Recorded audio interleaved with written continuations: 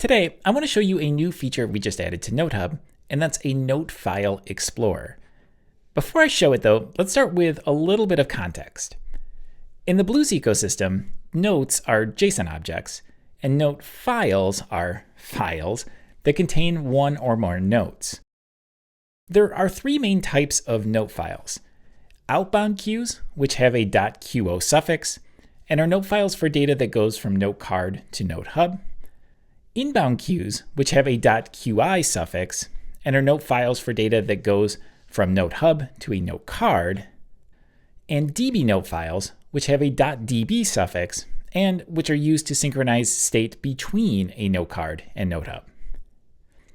These are fundamental concepts in the Blues world, and what we've done with the Notefile Explorer is made it easier for you to view and manage all your Notefiles in one place. To see the Notefile Explorer, go ahead and open Notehub and go to a device page on any of your Notehub projects. I'll open mine for this testing device. And you'll see that there's a new Notefiles tab over here on the right. And on this page, you get a list of basically just every file that is defined on your device. Some of these files are system note files that are going to be present on every note card. If you want to learn more about these ones with the underscore prefix, if you head to the Blues developer documentation, do a search for system note files, you can get an overview of what each of these files are and what they do. Back in Notehub though, if I scroll down, you'll see that I also have any custom note files that I have defined on my device listed as well. So for example, on this device, you'll see that I have a single outbound note file named data.qo. There are no notes in this note file, and for outbound queues, you're actually never going to see any queued notes in Notehub because outbound notes are created on your device on a note card and then synchronized up to Notehub where they appear in your events. For outbound note files though, you can view whether there is a template in place. So for example, in this project, my devices are primarily measuring CO2. So in the template, if I click here, you'll see that I'm defining CO2 as an integer, and I also have some various floating point values in there as well. Now, if you're new to note templates and all of this isn't making much sense, you can click on this link in this dialog to go to our documentation where you can learn a lot more. But essentially, templates let you define the structure of your data. And if you do that, you allow your Notecard to send your data to Notehub more efficiently, which just saves you a lot of data. So those are outbound queues. Next, you'll see that I have a single inbound note file named commands.qi. And since this is an inbound queue, I can add notes to this note file in Notehub. And Notehub gives me this really nice editor to do so.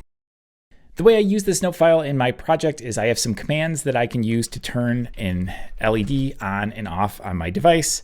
So I will type that up real quick, and then I'll go ahead and add it. And when I do so, you'll see that I now have one note in this note file, and it is marked as pending, or pending sync to my note card. All note files act as queue, which is where the queue in the name comes from. For outbound note files, the queue is your note card. You queue up sensor readings on your device or whatever, and your note card will synchronize those notes to Notehub according to the outbound interval you defined on your device. For inbound note files, Notehub is your queue. When you add a note to an inbound queue, it stays pending in Notehub until your device pulls those changes down. The inbound interval that you define on your note card determines how often your device is going to check for changes that are coming from the cloud, or you can always use the hub.sync request on your note card to synchronize all queues immediately. In the second tab of my browser, I've already got my device connected, this device here in Notehub. So I'm going to run a hub.sync request, if I can type it correctly, to actually take that note and pull it down.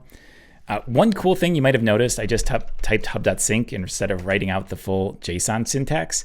And that works because in our in-browser terminal, which is what I have my note card connected to here, we have a few defined shorthands. So just FYI, it's a fun little way you can pull down changes a little bit quicker. And once I have it, I can use a note.get request. And this file was called commands.qi. And after the sync is completed, I can go ahead and pull that change down. And then back in Notehub, I can refresh. And what'll happen is on my note file, you'll see that there's no longer any changes pending, which can act as a good confirmation that my device received the change. And that brings us to our last Notefile type, and that is DB Notefiles. Whereas inbound and outbound queues are one-way streets, DB Notefiles allow you to share state or settings in both directions. To see how it works, let's create one. Let's build a DB Notefile named test.db because we're just doing a little bit of testing. And then once this note file exists, I can add notes to it either on Notehub or on my Notecard. I'll add one here in Notehub. And you'll notice that one thing that DB files do that's unique is that each note has to have a name so that you have a way to reference notes individually for updating. You'll see what that means in a minute, but for now, I'm just going to name this note test1, and I'll give this thing a body of a value of 1 with just some dummy data, and I will click Add Note. Again, this note shows that it's pending a sync, so let's head back to my note card and go ahead and do that sync. And then once it's done, I can do this exact same note.get, except this time we're getting it from test.db. The DB note file is still a queue. So if I did have multiple notes in this DB note file, if I go ahead and add another one here, I would have to add on the note argument here to make sure I pluck the correct one out of the queue, because this note.get is just getting the latest one from this note file. If I tell it the name of the note, I'll get the specific one that I'm interested in. And I could just view this note, or I could update it with the note.update request. So let's go ahead and do that. Do a request of note.update.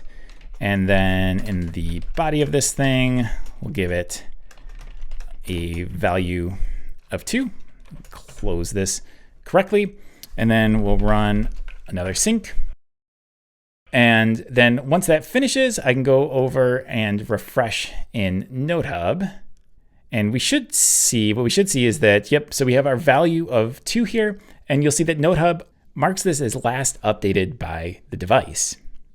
And at this point, I could either continue updating this note either on Notehub or over on my note card and rely on this new Notefiles tab in Notehub to reliably show me the status of my changes. And that's really what this tab is intended to do. Act as a mission control for everything related to Notefiles on your device. The last thing I should mention is everything that you see here in the Notehub user interface is also available to use from the Notehub API. The main new API you might want to check out is named List Notefiles. So I can just do a search for that. It's over in the Device API section of the Notehub API. And this API is just a really quick way to get a list of your device's note files. And it also has this pending flag that you can use to get the status of each individual note. And there you have it. Notefile Explorer is just a really useful way of managing notes and note files in your Notehub project. If you have any questions about these changes or want to know more about how everything works, feel free to reach out in the comments below or to ask in our community forum at discuss.blues.com.